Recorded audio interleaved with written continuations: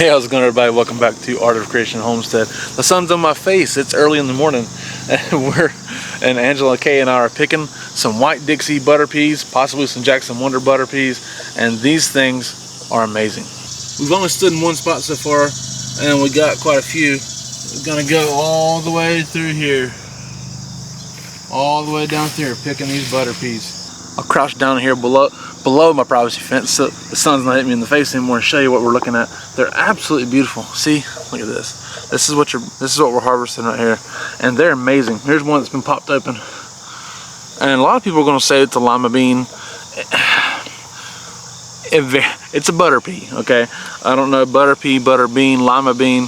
I'm not exactly sure what the whole difference is. I believe butter peas are different than butter beans and lima beans for sure, but all I know is that people have survived on this stuff for thousands of years.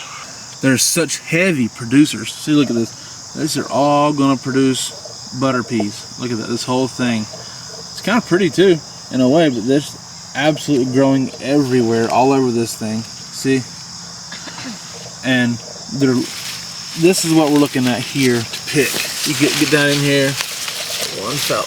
This one fell off. I think he must have just been broke off. This is what you're looking at to pick right here. These, they get real fat and they'll start to discolor on the side a little bit, right there. And pop him off, just like that. And then the one below it, same way. And you pop them off, just like that.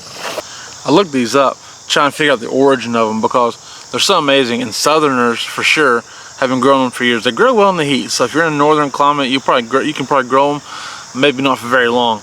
But we planted these over here where our raspberries were at. That's the bed I cleared out earlier in the year because it gets really hot right here, and they handle the drought. They handle the harsh heat. They can just keep pushing through no matter what. Therefore, it makes such a great vegetable to plant to survive on.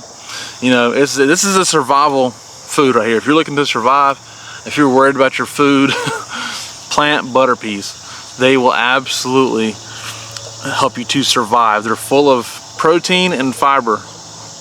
Okay, super nutritional, nutritious, super abundance. You grow so many with so few seeds. Like, you pick these, they'll keep growing. Pick these, they'll keep growing. Here's another proof of it right here. This massive bud shoot right here. Look at that. They're all going to be butter peas eventually. I looked these up, and the origin of them, it said like thousands of years ago, they were discovered like in Central America, Central South America, that the Spaniards went there and when they went there, they discovered them growing in the wild. And I gotta be honest with you, it's a heck of a discovery. Now, if you're worried if like when you pick it, if it's actually ready to be picked or not, because sometimes they'll just be kind of real fat and not maybe not quite ready yet. You can just, Angela Kay taught me this one. She learned it somewhere. Pop test. You squeeze it in and pops open.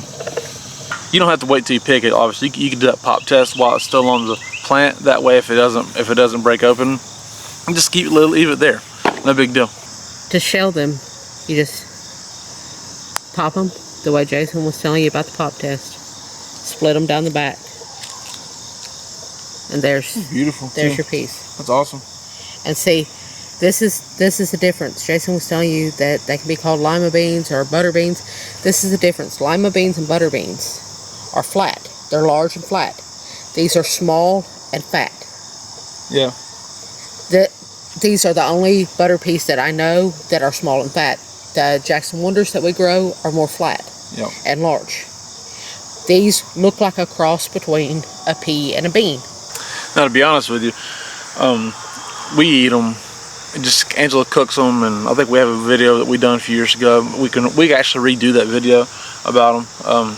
But we just cook them by themselves. You can honestly, really, truly, you can put a little sausage in there with them, maybe, and some cornbread. You got a full meal. You don't even really need the sausage in there, to be honest with you. They're so filling and so good, so rich, full of flavor, that you don't really need the meat with them. Now, I'm a meat eater, so like we do normally put some meat with it. But if you didn't want to, like if you had a budget, you didn't want to maybe you want to budget out some meat here and there. Maybe if you're a vegetarian or a vegan, honestly, okay, I love you anyways. But I mean, this is an absolute perfect vegetable for a vegetarian or a vegan to grow. To be honest with you, you could plant these, pick these, harvest them, do it, you know, cook them up. A little cornbread, a little fresh tomato for some acid to cut it in there. It'd be so delicious, so good, and honestly, it's really truly one of the most underappreciated vegetables that you can grow. This is what I'm talking about, how heavy producers they are. Look at all these right down here, and you have to lift the plant up to see it because they'll fall down underneath. Like Angela showed this one too down here. There's all kinds down in here, and weeds will grow up between the plants. It's just the way it is, so you're gonna have to deal with that because you can't get the weeds out of there the way you plant them. But there's so much in here, and some of these just aren't quite ready yet. Like this one, I'm not sure if he's ready yet, honestly. And so he's gonna have to keep growing. But now this one is ready.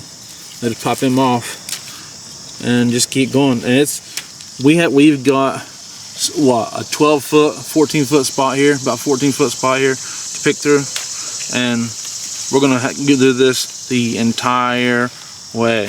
Is it work? Yes. Is it good? Yes. And all this, see, just keep growing. Now you see these have already went a long ways past the spot we were talking about just being a little yellowing on the side, and that's totally okay. You can harvest these, let them go completely brown and dry and brittle to where this whole outer shell is dry, and the butter pea itself is really dry, and then you can just store them, you know, like dry beans. No big deal, because the way we're picking them, you have to either can them or freeze them. Okay, if you let them go completely dry, to where this pod is completely dry and brittle and kind of really papery dry, paper bag dry, right?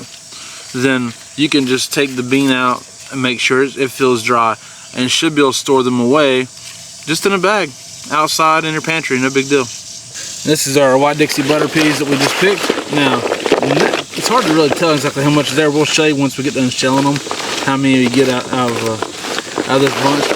There's quite a bit here. And here's some Alabama black-eyed butter beans that we're growing on this trellis right here. They're just growing up that way. And we treat them pretty much exactly the same way. And they're pretty cool as well. We'll show you when those are done. Now we do have another kind of butter pea as well that we're growing. It's called Jackson Wonder. It's a beautiful, beautiful butter pea.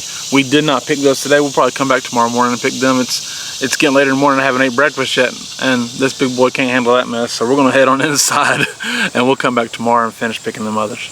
All right, we're back inside. It's late afternoon here. We've gotten all of these butter peas shelled out. Here's what they look like. We got a lot of these White Dixie Butter Peas, probably at least 1.5 quarts. And then here's the Alabama black-eyed butter beans, is what they're called. They're pretty cool. We never had these before. They look awesome though. And here's the Jackson Wonder butter peas. We've only got a few of these. They just kind of grew over into some of these or these, but we picked them. We're gonna pick more tomorrow. But these are beautiful, absolutely beautiful. Now they don't stay that color after you cook them. They turn like a dark brown, grayish brown. But actually, they might be our favorite. Richer flavor, that's for sure. Much richer flavor. Now to store those away, all Angela's going to do is rinse them, dry them, and put them in freezer bags. Again, if you let them go longer, if you let them go until the pod is completely dry and papery, then you can just store them away, or you can can these, you know, in a pressure canner. However, but it's just easier for us to freeze them this way because we don't get that many every single time. And to run a pressure canner, we'd rather have four quarts, honestly. But thank you guys so much for watching. I do appreciate it. My name is Jason. That's Angela Kay. This is Art of Creation Homestead. We love y'all. God bless you and goodbye.